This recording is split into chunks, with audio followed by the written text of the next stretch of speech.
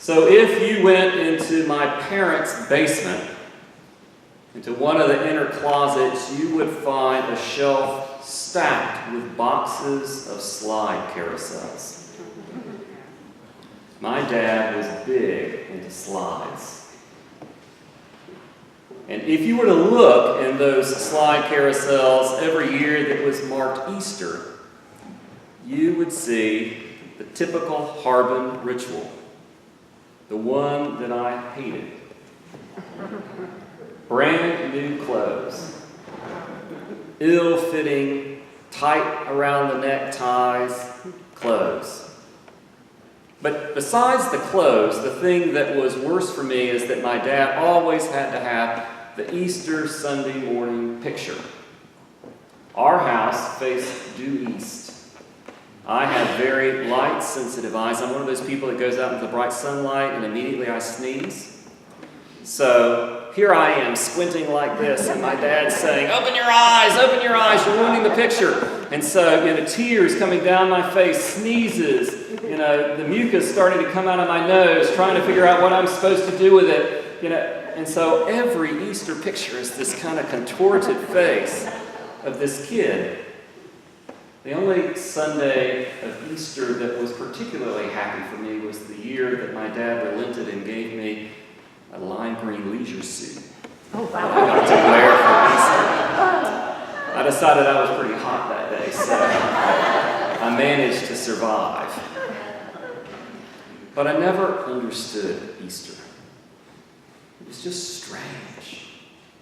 I never understood this God who would kill his son, and then we say he rose from the dead, and then the church service was kind of still dismal, even though people were saying Jesus was raised from the dead. It was kind of like, Jesus Christ is risen today.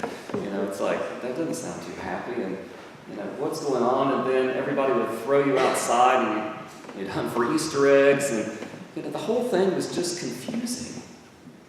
What was this? You see, I grew up in a part of the rural South where Good Friday and Easter was all about Jesus changing God's mind. The way that narrative went is that Jesus came, and because of our sinfulness and the evil we had done, God had nothing to do with us. There was this chasm. There was this gulf, and my prayers could not be heard by God. God could care less about me. God didn't want to have anything to do with me. And somehow God satisfied all that by murdering his son. And somehow that satisfied God's wrath. And then Jesus rose from the dead, and suddenly everything's fine and happy, and God loves us now. And I just couldn't get my head around that. It made absolutely no sense to me. Why would anyone want to worship a God who hated me to begin with, and his solution was to murder his only son so that he could love me again? Perhaps you've heard Christians give that narrative as well. But thanks be to God, when I was an early teen, we moved to a new church. And when I went through the doors of that church for the first time, I felt a presence that I had never, ever felt before. It was a presence in the room, and it wasn't scary, but it was enveloping, and it drew me in, and I didn't understand what it was, but I kept wanting to come back. And I can remember the first Christmas, the first midnight mass in that small Episcopal church where it was packed to the gills and all the young children in their footy pajamas falling asleep underneath the pews. And I was absolutely mesmerized because that presence just was so thick I could cut it with a knife.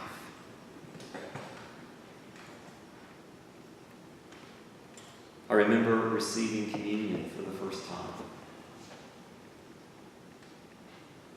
And I began to realize that this presence that I was feeling was not something that I thought about in my head, but was an experience of the risen Jesus. This risen Jesus had enveloped me from the very moment I had arrived in that church. This risen Jesus was drawing me to come closer. This risen Jesus was feeding me at the altar. And then I'll never forget the first great vigil of Easter I ever attended. Believe it or not, it was when I was in seminary, in my mid-20s. And I remember just sobbing through the whole thing. I remember when it was over and the party was over, in our seminary chapel, the huge Paschal candle, kind of like the one that we have in Chisholm Hall, was still sitting in the worship space, and in seminary they left it burning for 50 days. And so it was the dark church and that candle, and I remember sitting there for hours not wanting to leave. Because Christ had become so real to me in that liturgy, in that moment. I finally understood that Good Friday and Easter was not about changing God's mind. It was about changing our minds, about what we thought about God. From the very beginning, my experience, my rebirth experience, my experience of this risen Jesus began with that Christmas experience that God so loved the world that he gave his only begotten Son. Jesus came into the world not to change God's mind. Jesus came into the world so that we could get a reoriented idea of who this God was, that God loves us so much that he comes in human flesh and lets us do whatever horrible thing we want to do and still reaches out in love. Jesus, nailed to the cross, says, "Father, forgive them, they don't know what they're doing." This Jesus' death and resurrection is about what suffering love looks like, what the love of God looks like, that God pursues us, that God is always waiting for us. God is that good shepherd, as Jesus taught, who calls his sheep by name. Jesus is that shepherd who goes and finds the lost sheep. Jesus is the one, the forgiving Father who stands at the road with his arms outstretched, looking and waiting and watching for us. There's never a moment when God does not love us. There's never a moment when God is not searching for us. There's never a moment when God does not desire to have a relationship with us. The death and resurrection of Jesus is showing us what that kind of love looks like. Sometimes Thomas gets a bad rap. Doubting Thomas. I don't think it was doubting. Thomas just said, "I don't want to know about this. Okay, you tell me Jesus is risen from the dead, so what does that mean to me? I want to experience him. I want to see him. I want to feel him. I want to touch him and taste him." And Jesus validates that. He comes in and he doesn't say, "Thomas, get your act together." He says, "Thomas, peace be with you. Come over here. Touch me." And the minute Thomas has that experience, he says, "My Lord and my God." Those of us who have had those experiences of the risen Christ in our midst, they're given to us. Jesus breathes on us. Jesus fills us. Jesus feeds us. Jesus nourishes us. Jesus heals us. Jesus forgives us, so that we can do what Jesus did. Jesus was sent, he said, to show us the extent of God's love for us. And Jesus breathes on his disciples and says, "So the Father has sent me.